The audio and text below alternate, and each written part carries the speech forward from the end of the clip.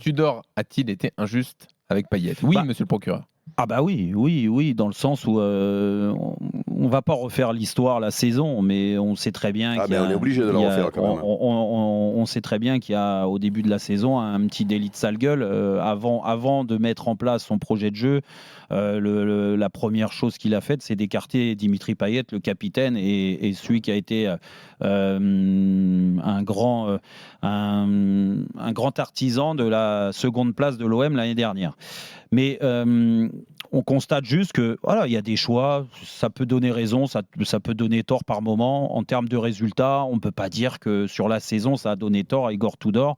Et ça, je vais dans son sens sur cette chose-là. Mais en cours de match, très souvent, on a vu les manques de l'Olympique de Marseille. On s'est dit plus d'une fois, mais pourquoi Dimitri Payet ne joue pas ? Et quand on refait un peu le film de la saison, et surtout depuis le retour de la Coupe du Monde, après la Coupe du Monde, on s'aperçoit qu'il y a eu la blessure d'Harit à Monaco. L'entrée de Payet avait permis à l'OM de renverser un match qui était mal engagé, déjà avant la Coupe du Monde. Et ça avait permis à Marseille de passer des petites vacances de Coupe du Monde un peu plus tranquilles et bien au chaud. Et puis après, il y a eu la reprise après la Coupe du Monde avec 2 bons matchs de Dimitri Payet. Je me souviens parce que je les ai sous les yeux avec 2 titularisations, 2 victoires et jusqu'à là, tout va bien. Et puis après, plus rien. On est début janvier, donc Dimitri Payet vient d'enchaîner 2 bons matchs avec 2 victoires. Et puis après, quasiment plus rien. Plus de titularisation, jusqu'à une titularisation au mois de février, où on lui a mis peut-être sur le dos la défaite contre Nice, la mauvaise première mi-temps de l'OM, qui en a pris 3 en une mi-temps.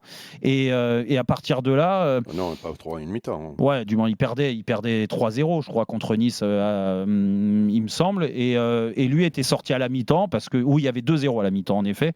Et là, on lui a fait payer un peu dans cette titularisation en disant, dès qu'il avait fait appel à lui, l'OM perd. Ok. Donc, et puis derrière, donc, il reprend sa place sur le banc en essayant de grappiller quelques minutes, mais il en a eu très peu.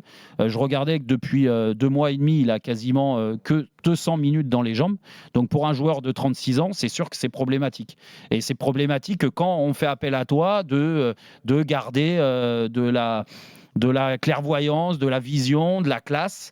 Mais malgré tout, il a réussi. Et les stats, elles tournent dès qu'il joue un petit peu. Et c'est le cas depuis les 2 derniers matchs où il a renversé aussi des matchs qui étaient mal embarqués. À Lens, ils ont failli grappiller un point grâce à sa rentrée aussi, mais que 19 minutes. Et puis il y a surtout ce match d'hier qui était mal embarqué au départ. Ils ont joué Angers, ok, mais malgré tout, il était là. Et on voit la ferveur qu'il peut avoir aussi avec les supporters, et ça, Eric ne va pas me contredire. Et on sent qu'il aura pu apporter plus. Et puis, c'est surtout dans les manques, et là, je finirai là-dessus, c'est les manques qu'il y a eu tout au long de la saison, et surtout de la deuxième partie de saison, sur des matchs nuls à domicile où ça manquait de créativité, de classe technique. Et je trouve qu'il n'y a aucun équivalent à Dimitri Payet dans ce rôle-là. Et il pouvait très bien rentrer dans le système Tudor. On l'a vu hier. Il n'a pas dénoté dans le système Tudor. Je trouve qu'il est meilleur quand il a le ballon que Malinowski. Il est meilleur que Guendouzi quand il joue plus haut. Il est meilleur que Verretou et Rongier dans l'animation, dans la créativité. Je pense qu'il avait son rôle à dire. Et je pense qu'avec un Payet plus présent, et je finirai là-dessus, je pense qu'avec un Payet plus présent, l'OM avait déjà assuré sa 2e place aujourd'hui. Carrément, quoi. Okay. Mais je m'engage. Il aurait rapporté 7 points lui tout seul. Je m'engage. Le problème, c'est que sa saison, elle est finie maintenant. Laissons l'avocat d'Igor Tudor, maître Dimeco, sur ce sujet. C'est simple, hein, pour défendre Igor Tudor sur ce dossier-là. Je vais mettre en avant le comportement de Dimitri Payet, qui est exemplaire depuis le début de la saison. Et d'après moi, il est exemplaire parce que Dimitri Payet sait que malheureusement, cette année... Non, pas du tout. Oui, puisque tu sais, quand tu es joueur, on l'a tous été. Jean-Louis, le samedi matin, je l'ai vu, et donc il a été grand gardien. Je suis encore en activité, Eric. Jérémy est toujours en activité, donc il va me comprendre. Pas beaucoup, mais...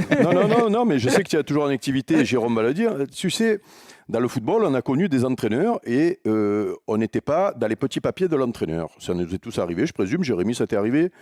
Oui, plein de fois. Voilà, je pense que Jérôme aussi, moi aussi. C'est quoi quand tu n'es pas dans les petits papiers? C'est que tu te donnes ta chance, il faut la saisir. Et c'est comme ça, c'est l'histoire du football depuis des décennies. Et si si Dimitri Payet, je pense qu'il faut mettre en avant sa bonne mentalité cette année et je pense qu'il a redoré son blason à ce niveau-là, c'est-à-dire que quand Florian Thauvin était là, quand il y a eu des tensions dans le vestiaire, on le faisait passer pour le vilain petit canard. C'est peut-être pas le vilain petit canard comme vous voulez bien dire, en effet, puisque il a montré qu'il avait une mentalité au-dessus de tout soupçon cette année, mais peut-être aussi qu'il s'est rendu compte sur les matchs qu'il a joués que malheureusement, c'était trop difficile pour lui. Et le gros problème qu'il y a par rapport au match hier soir, moi je veux bien, hein, il fait un bon match et on le voit plein d'allant et tout. Moi j'aurais aimé qu'il ait plein d'allant contre Ajaccio parce que ce match-là, à la fin de la saison, qui est quand même la grosse contre-performance en championnat à domicile, c'est contre Ajaccio, il est sur le terrain. Que quand il joue contre l'Eintracht Francfort à domicile, on peut quand même dire que la qualification, elle aurait dû se jouer sur ce match-là, puisque tu gagnes contre le Sporting 2 fois. Si tu dois gagner un match sur les 4 autres qui restent, c'est celui-là, on est d'accord? Il est sur le terrain et l'OM perd.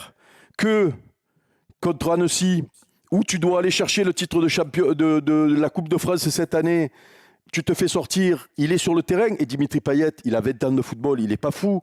Il sent que ce que lui demande et le jeu de l'Olympique de Marseille cette année, c'est peut-être pas fait pour ses qualités. Et c'est peut-être pour ça aussi qu'il a eu ce comportement toute l'année. Donc c'est pour ça que moi, pour défendre Igor Tudor sur ce procès-là, je vais juste mettre en avant ce qu'a fait Dimitri Payet dans la mentalité cette année. C'est tout, parce que moi je pense qu'il s'est rendu compte tout simplement que chaque fois qu'il a joué, oui, c'était difficile pour lui de tenir 90 minutes, voire de faire ce que Igor Tudor veut qu'il fasse. Comment vous l'expliquez? Monsieur... Non, mais juste au niveau des stats, qu'il soit le joueur offensif après Sanchez, quasiment le joueur le plus performant. Il a marqué plus de buts que tous les autres. Je t'ai cité 3 matchs qui font la bascule dans chaque compétition. Jérôme, mais la bascule contre Annecy, il est sorti à la 50e minute. Eric, qu'est-ce que tu me racontes? 50 minutes, il n'a pas fait la différence. Et comme hier, il sort à la 60e, il méritait de sortir hier. Non, mais moi j'ai jamais dit ça, moi. Moi, si tu veux faire le débat sur la gestion de Payet et notamment ses entrées sur certains matchs, là je veux bien le faire. Parce que je ne comprends pas pourquoi il sort hier soir, il doit jouer 90 minutes. Je ne comprends pas pourquoi il ne rentre pas plus tôt sur certains matchs. On l'a dit ici, il n'y a pas de souci. Moi je dis juste que ce que tu dis et le procès que tu as voulu instaurer. Voilà, on s'arrête. Allez, vas-y Jérémy, tu tranches comment entre Eric et Jérémy? Non, mais je suis un peu d'accord avec les deux. Après, je pense là, il n'y a pas de Suisse, là. Tu joues pas en Suisse, toi, là. Jérémy, je te jure, tu vas avoir 10 points de retard. Je pense que déjà, la relation Payet-Tudor a mal démarré dès le départ où Tudor est arrivé. Et moi, qui connais un petit peu Dimitri, c'est quelqu'un qui marche aussi un peu à l'affectif. Donc, il sortait d'une super saison avec un coach avec qui il s'entendait bien. Là, du jour au lendemain, tout change pour lui. Et je pense qu'il a aussi un peu mal vécu tout ça. Et quand un joueur marche à l'affectif et dont la relation avec l'entraîneur n'est pas forcément au top, forcément, un joueur n'est pas forcément tout le temps en capacité de donner le 100% de lui-même. Donc je pense que cette relation déjà est mal partie. Et puis après, malgré tout ça, quand même, Dimitri, j'ai vu pas mal de matchs. À chaque fois qu'il est rentré, sur son comportement avec ses coéquipiers, etc., il a toujours été irréprochable. Donc sur ça, on peut lui tirer un coup de chapeau. Jérémy.